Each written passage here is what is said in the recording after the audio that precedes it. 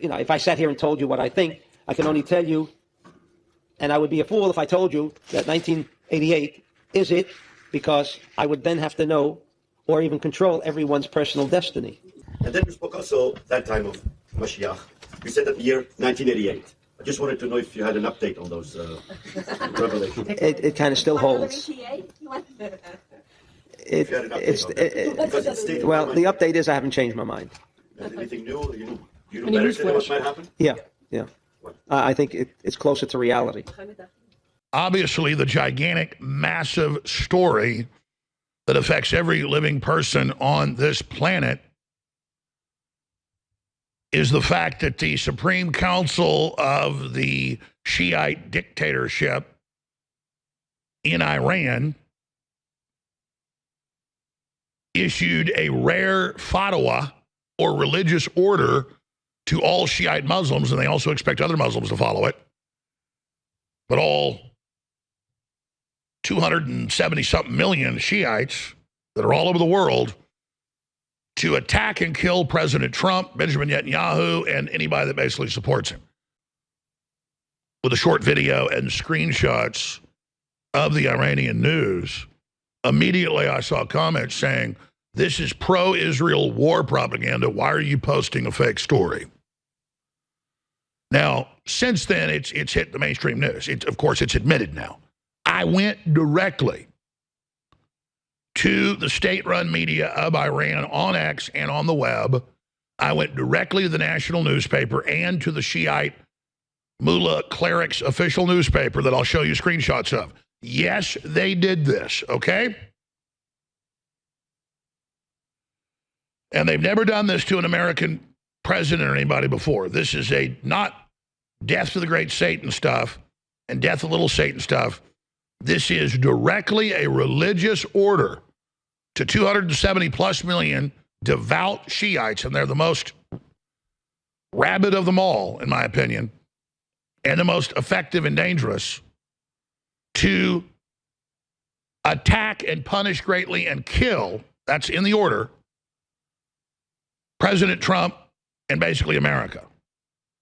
So here it is in Arabic, and I've posted a translation of it on X at Real Alex Jones, but you can go read the newspapers. You can go read the Iranian newspapers, because I didn't go check U.S. papers first. By the way, it was not in U.S. papers 3-4 hours ago when this broke. And I spent an hour double-checking it was true. So that's out of the way, okay? I don't report news I want to hear. I report what is the best, most accurate information I can get. Yes, I don't want to expand this war. Yes, it's a serious problem. Yes, I warned this was coming as one of the bad scenarios. So this legitimizes the U.S. attacks more. It legitimizes Israel attacks more. Now, if the deep state or Israel wants to stage some terror attacks, you won't even be able to really even say it could be that, even though there's evidence, because the mullahs have given the order to launch uprisings, murders, terror attacks. Comprende? What have I been saying the last few months and intensely every day for the last month, even before the Israeli bombardment, the U.S. joining it 8 days ago? What have I been saying? If the mullahs think they're about to fall, they have said they will launch all the missiles they've got, and the word is they've had the fissile material for a long time, the bomb-enriched uranium. The question is, could they put it on a proper warhead and get it delivered? And you've seen how sophisticated their missiles are now with even multiple reentry warheads. So I think the answer is yes. So before they go down, they are going to push for a worldwide Islamic uprising, the likes of which you've never seen, and that will make 9/11, that was totally staged, an inside job, look like a walk in the park. And this could be real. So this could not be a bigger deal concerning world peace. The brainwashed 70 virgin folks that'll blow themselves up on an order like that happily. The mullahs believe, and the evidence is there, that they have some great control over large military, regular and irregular units in Iran, in the Middle East, in the United States, in Canada, in Europe, in the UK, in Australia, all over the world. And that if they're cornered, what do you think they're going to do?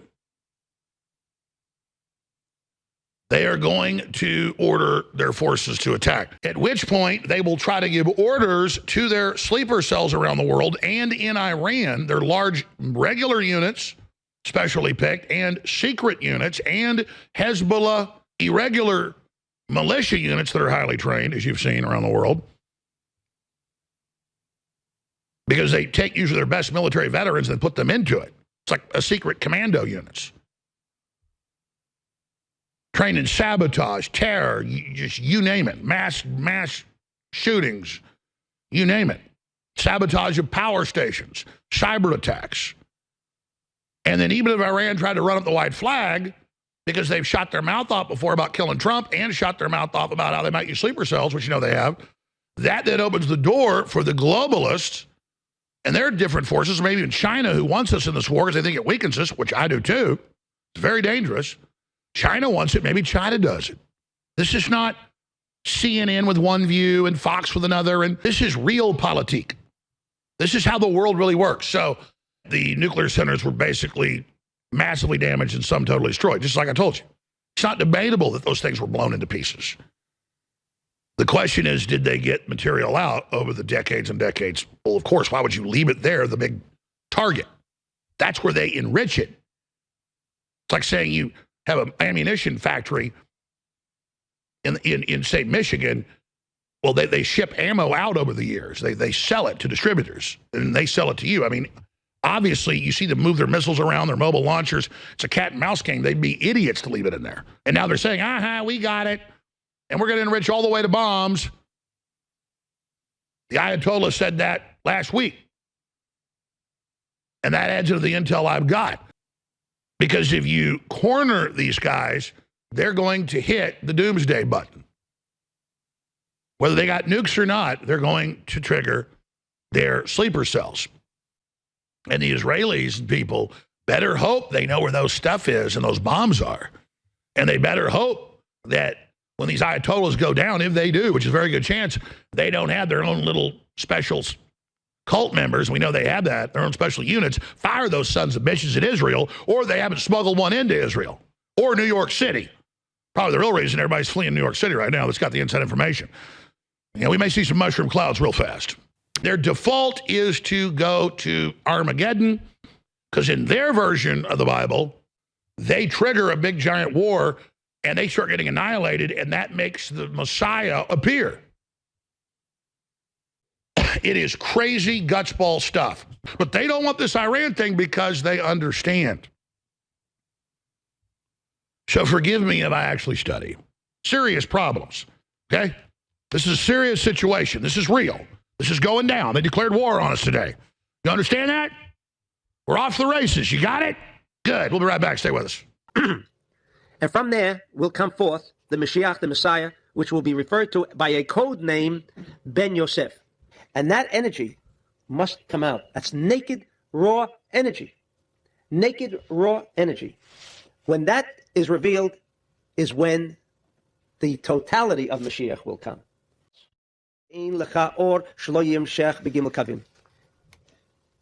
Just like in the electric bulb, there are three parts. Those three parts create a circuit of energy. But touch the raw energy, you get a shock. If it's protected, insulated, and everything that goes along with it, then it's okay. But like this, that raw energy can do nothing other than hurt. Okay? This little paragraph. Ashrei mi sheyikra v'yimsa ba'oto zman, mishum sheyitkaim b'zman hahu b'amon yizkel la'or hahu shel simchat hamelech. He's going to get the light. He's going to get the light. What does it mean he's going to get the light? You know how many times you say, yeah, I see it.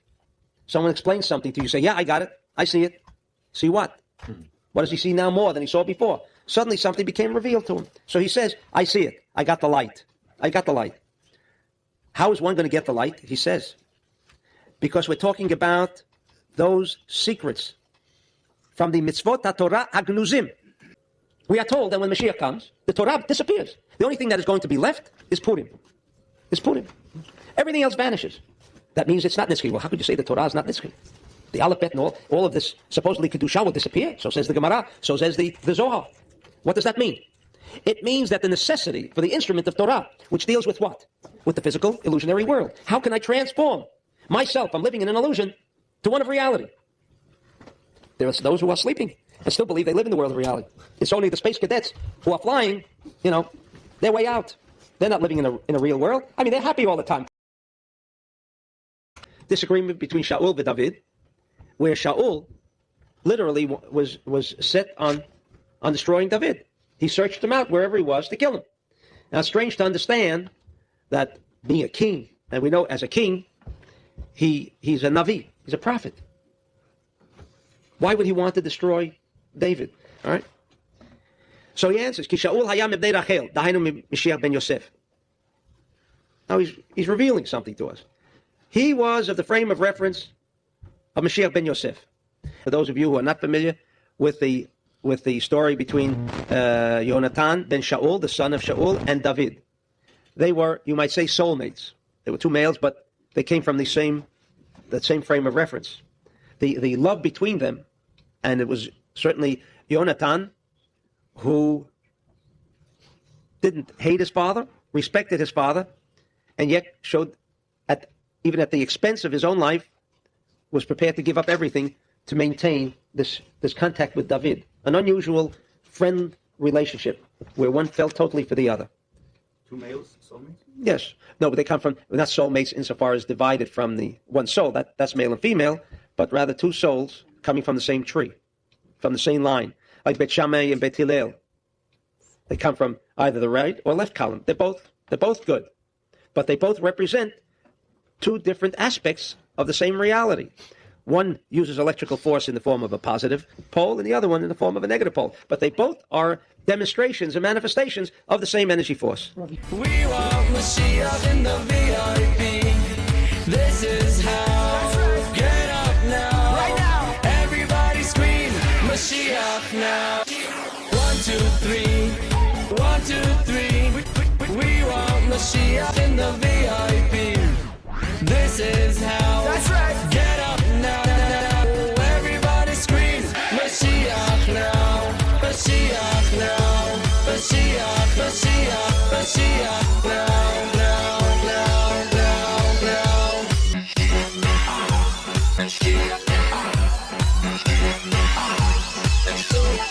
1, 2, 3. 1, 2, 3. We want Moshiach in the VIP. 1, 2, 3. 1, 2, 3. Wir willen Moshiach und wir mannen mit der Schrei. 1, 2, 3. 1, 2, 3. Wir willen Moshiach und wir mannen mit der Schrei. Right now. So now I guess a lot of we who are really into a little of the material world are going to side with Moshiach ben Yosef, right? He gives us the, more of the conveniences of life with all the other pleasures that go along. In other words, everything is revealed. One day, this was uttered years ago, 20 years ago, by an ascetic in Crete, Theodore, an ascetic in Crete. He says, one day you'll be sipping coffee. You will hear the news that the Israelis have hit the nuclear program of Persia. That will be when the major worldwide events will start. Are we prophets? But because we do not have to be prophets, says the Zohar. If we can only access into the information contained in the Zohar, we are then already prophets. We don't have to guess.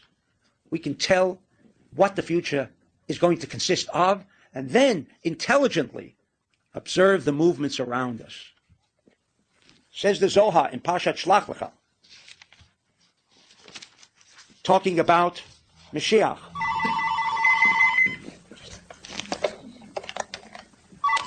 Hello? Yes? Is this for the Rav? Yes, just a minute. Hello? Yes. Yes, okay. This is not the call.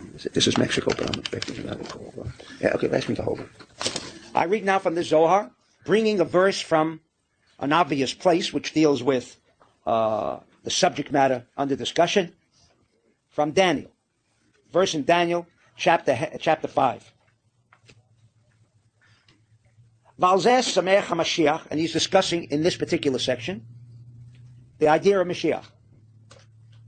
V'samach Rosh HaYeshiva shenidvaseh b'zeh, and the Rosh Yeshiva, the head of the of the companions will rejoice in the fact that this is being explained, this is being brought to the forefront. Speaking about Mashiach, he discusses again Paras Umadai. Paras Umadai, as we will read this evening, refers to Persia. And the idea that Mashiach has to do with Persia. Again, finished. History has already made its imprint on mankind. We Jews here and all over the world where they understand what the Megillah is about will take advantage of the reading this evening. But what does Persia now have to do with Mashiach? Amalokachu vadai. Zohar says absolute. Absolute. The idea of Mashiach, again, Mashiach will be bound up with Paras. Going to be bound up again with Persia, like we could never get rid of the Persians. Paris prisat malchutecha harasha'a al yedei Mashiach ha'acher. There will be a war. So it's because we're very far from it. The real concept of Malchus, I mean, who in the world do you feel like is a melech? Don't say Achashverosh. He's not a. Who has Malchus? Like, there are kings in the world, no? Are there any kings of nations, of countries? Huh? Morocco has a king. Jordan has a king. Charles is a king. Malchus is such a foreign concept to us. Malchus is something. But Malchus, what the Rambam is saying is that this inyan of being a melech comes with a lot. A king is someone that when you walk down the street, even if he wasn't wearing anything, that's a king. They carry something goes with them, goes before them without the need for them to explain. By the way, I am the king of so and so. They have a presence, they have an energy, they have an aura. It really does emanate very, very strongly. That attribute is found in Beit David. That's something that is in the Malchus of David HaMelech's kingdom, of his mishpacha. And this is given, that's what he says, Umimena nitenet hamelucha lezaro acharav. So the kingdom continues on to his children, Ubichlal zeh lemelech HaMashiach, including the King Mashiach. There's a whole tefillah there where it speaks about that upon Mashiach will rest the Ruach of Hashem, Ruach of Chochmah and Bina, a Ruach of Eitzel Gvura, Ruach Dad V'yirat Hashem. And therefore, he says over here, Yeh Chacham Gadol Af Mishlomo HaMelech. That's a very, very crazy statement to say that Mashiach is going to be smarter than Shlomo HaMelech. Because Shlomo HaMelech is Chacham Mikol Adam. But he's not saying this as a speculation or as a hope. Kedivrei, look at 27. Kedivrei HaRambam, Be'ilchus Tshuva Perek Tet Halacha Bet. What does the Rambam say? Oto HaMelech Sheyamod Mizera David, Baal Chochma Yeh Yoter Mishlomo. The Rambam says the Chochma of Melech HaMashiach will be even greater than Shlomo. Yes, he will be from the house of, now he's messing with us, because now he's saying Zera David. You saw? He's saying that this king who'll come from Zera David, he will be even wiser than Shlomo HaMelech. Back on top, Haruchaniyut ha'atzuma shetikran mimeno timshoch acharei et Am Yisrael ve'et ha'anoshut kula. So the incredible spirituality that will be like shining from him will draw all of Am Yisrael and all of humanity. Can you picture that? Someone today that comes onto the scene that they're able to draw the whole world after him? It's so far from our, right? It's such a foreign concept to us that there could actually be someone like this. But that is who we daven for when we refer to Mashiach. Again, Mashiach is not a Jewish concept. It's the world. It's the whole world. It's for the whole world. And he will have this amazing, amazing ability to draw all of humanity. The Ruach Hashem and the Spirit of Hashem, Shetanuach Alav, which will rest upon him. Mashiach will conquer the whole world without one gunshot. How will he conquer the world? Is that when you look at Mashiach praying, everything in the world becomes good. you see the imagery of a person that is one with his prayer. That's his weapon. That's how he conquers you. Mashiach's gonna conquer the whole world without one gunshot. Through what? Just by doing his thing. I'm sorry to break it to us. It's not only going to be Yidden that are blown away by Mashiach, but Elagama Goyim yitbatlu lefanav v'yikablu alehem et maruto. The non-Jewish people of the world, our holy brothers and sisters, our righteous brothers and sisters, who maybe are too ashamed and too scared today to say how much they are waiting for Melech HaMashiach, the real Melech HaMashiach, right? The real Melech HaMashiach. They will also receive this amazing sense of awe and also be mitbatel before him. Halalu yakiru v'yachushu ba'ora gadol abokeh mimenu. They will sense the great light that's coming from him. Ubiyoto migdal or shel tzedek v'yosher la'enoshut kulan, that he's bringing righteousness and justice to all of humanity. Lachen lo yamdu b'darko. There's not going to be a non-Jewish protest against Mashiach. V'lozo bilvad ela af yesay'u lo b'fulotav. They'll even help him accomplish what he wants to accomplish. This is Mashiach. This is who we're speaking about. So go back to the beginning of this year. How did we start this? The question of the shir was, David HaMelech wasn't allowed to build the Beis HaMikdash because blood was on his hands. Therefore, who ended up building the Beis HaMikdash? His son Shlomo. And the question was, but we say about Melech HaMashiach, that he has to fight big wars, and he builds the Beis HaMikdash. But how could that be? We already saw by David HaMelech. So how did we answer that?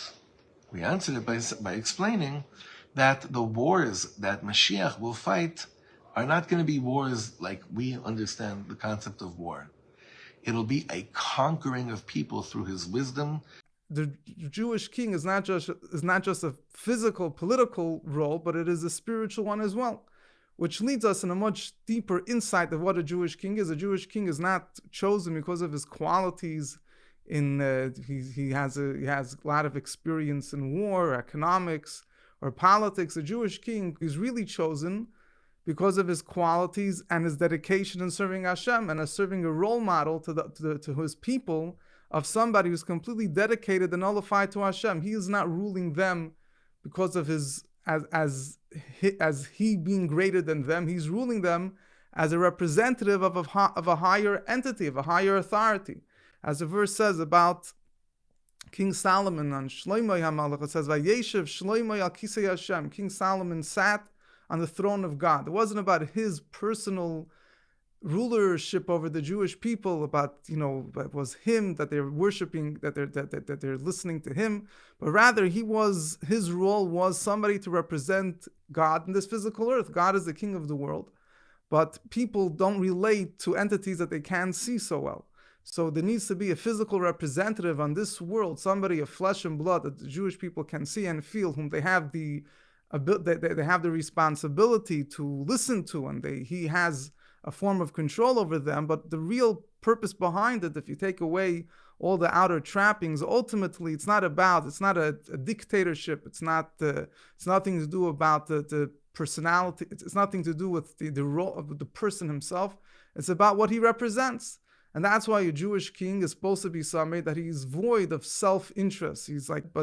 As a king, it's his role to set up a system of judges, of teachers, of people that make sure that the Jewish people are aware, are motivated, are inspired. So Mashiach is coming to fix the world. Now the world, there's different levels of perfection the world might be holding prior to his arrival. But on a very basic level, we look at the world the way it is, at least outwardly today. If somebody appears on the scene and he wants to eradicate negative behaviors, so there is going to be some form of discipline that's necessary. It doesn't have to be a very rigid form of discipline, but there has to be a form of taking away the evil, making sure that people are following the right way. The fact of when you're doing something good is not just about what you're doing. It's about the fact that you're accepting and you're realizing that there's a higher authority that is telling you to do this, and you're doing this as a way of connecting yourself to him. And therefore, ultimately, what you're doing is a sense of submission. You are accepting that this is right, this is proper. And it might be something I don't understand. Maybe even if I do understand it, particularly if I do understand it, I'm doing it not just because it's a good thing to do, but because I'm trying to follow a directive from somebody, from a power, a higher power that is greater than me. Therefore, even if a person is completely righteous, a person is doing whatever he needs to do, and there's no need to force him to do the right thing. Nevertheless, in a more inner, from a person's own inner perspective, how he views what he's doing, a person could do everything that he's supposed to be doing because it's a very good and wonderful thing to do. But ultimately, what he's missing is that acceptance of a higher authority. And it says that in the sources of Kabbalah, it explains that Hashem created the world because Hashem wanted this idea of being king over the world.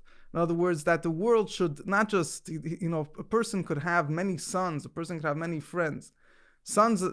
Children, friends are a very deep relationship. But ultimately, Hashem wanted, the Jewish people are also considered Hashem's children. That is true on one level. But Hashem also wanted that there should be this concept of a king and a nation. And He created the world with the level, as we know, Kabbalistically, we speak about the level of Malchus, of Hashem's kingdom, with which He created the world, which highlights the fact that Hashem wanted the focus of our service to Hashem is not just as a friend relates to another friend, as a son relates to his father, but as a subject serves his king.